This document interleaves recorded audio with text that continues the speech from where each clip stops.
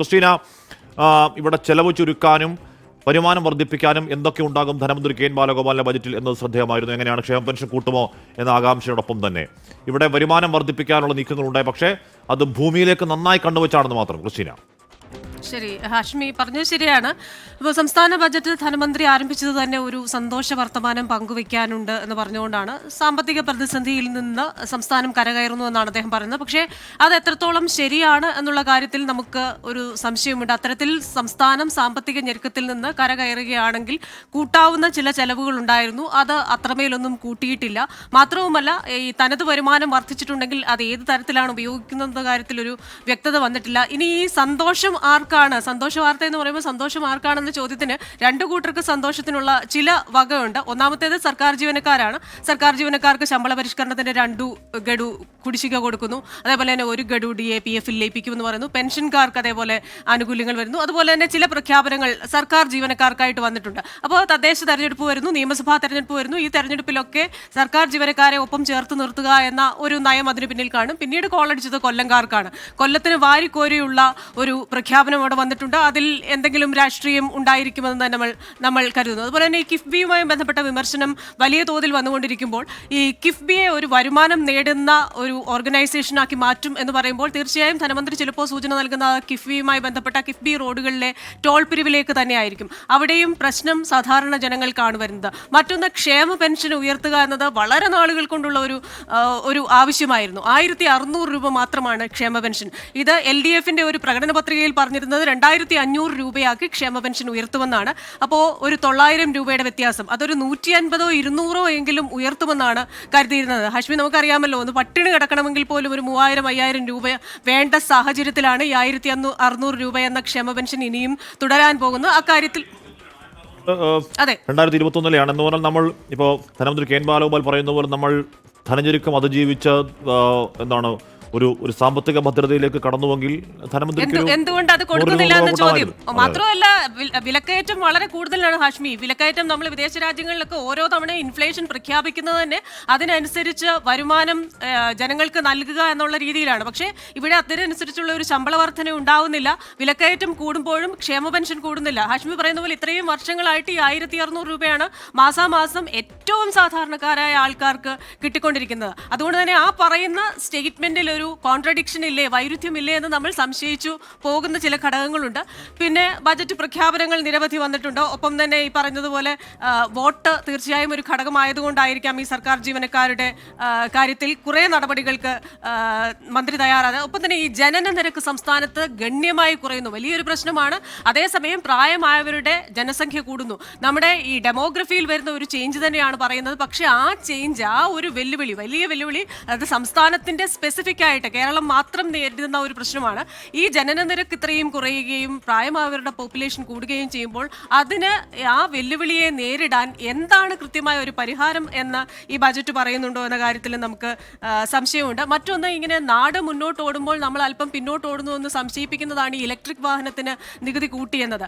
എല്ലായിടത്തും ഒരു ഹരിത വാഹന നയം അല്ലെങ്കിൽ ഇലക്ട്രിക് വാഹന നയം പ്രോത്സാഹിപ്പിക്കുമ്പോൾ എന്തുകൊണ്ട് ധനമന്ത്രി ഈ ഒരു നയത്തിലേക്ക് പോയി എന്ന കാര്യത്തിൽ ഒരു സംശയമുണ്ട്.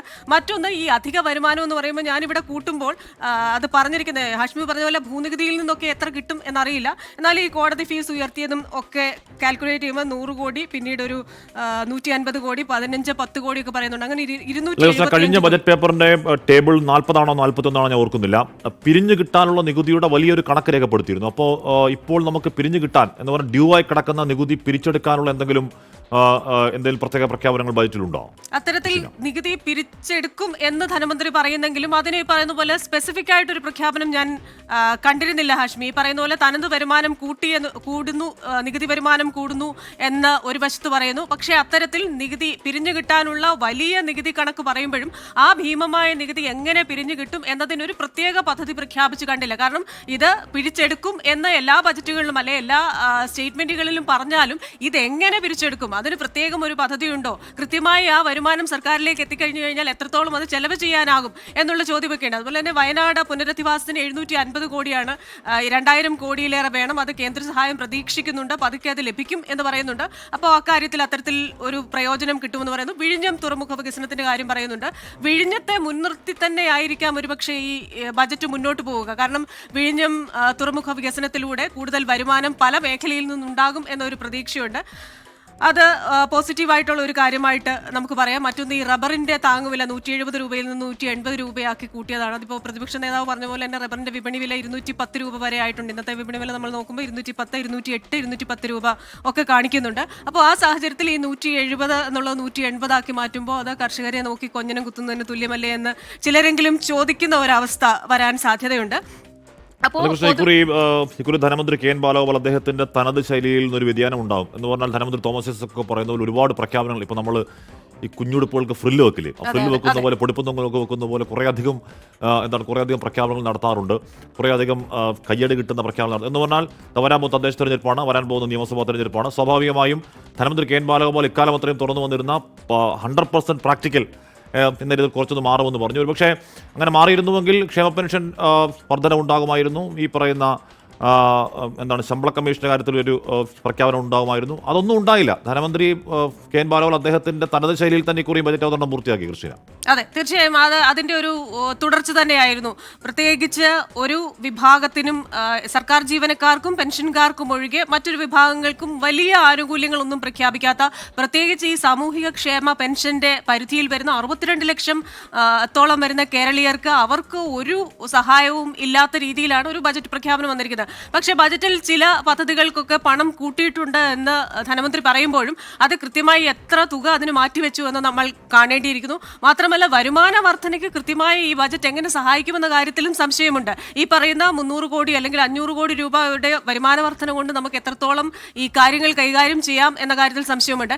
ഇതിൽ മറ്റൊരു കാര്യം എടുത്തു പറയേണ്ടത്, സംസ്ഥാന ബജറ്റിൽ ഡൊണാൾഡ് ട്രംപിന് വിമർശനം എന്ന രീതിയിൽ ആ ബജറ്റ് അവസാനിപ്പിച്ചതാണ്. അമേരിക്കയിൽ നടക്കുന്ന കാര്യങ്ങൾ അല്ലെങ്കിൽ അമേരിക്കയിൽ അത്തരത്തിലൊരു മേക്ക് അമേരിക്ക ഫസ്റ്റ് അല്ലെങ്കിൽ അമേരിക്കയെ മുൻനിർത്തിക്കൊണ്ട് കൊളോണിയലിസത്തിന് പ്രാധാന്യം കൊടുക്കുന്ന ഒരു വ്യക്തി ഭരണാധികാരി ആയതുകൊണ്ട് അത് കേരളത്തിന്റെ സാമ്പത്തിക വ്യവസ്ഥയെയും ബാധിക്കുന്നു. കേരളത്തിന്റെ മാത്രമല്ല, ലോകത്തെവിടെയും സാമൂഹിക കാര്യങ്ങളിൽ തീർച്ചയായും ഡൊണാൾഡ് ട്രംപിന്റെ നയങ്ങൾ അത് ബാധിക്കുമെന്നുള്ളത് ശരിയാണ്. സ്വാഭാവികമായും അതിന്റെ അനുരണങ്ങൾ കേരളത്തിലുണ്ടാകും. നമ്മൾ കാത്തിരിക്കാൻ